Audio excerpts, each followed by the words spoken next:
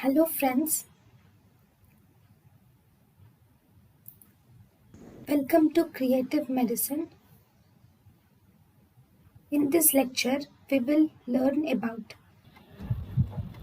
all of the features of adipose hair except adipose hair consists of fatty acids. It takes about 3 weeks to form, and bacterial enzymes are necessary for its formation.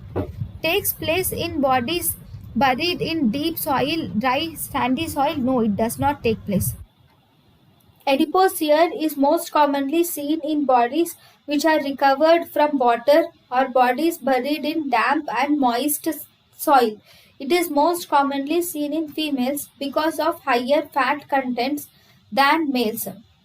Adipose hair is a modification of decomposition where fatty tissues of body are converted into an adipose hair.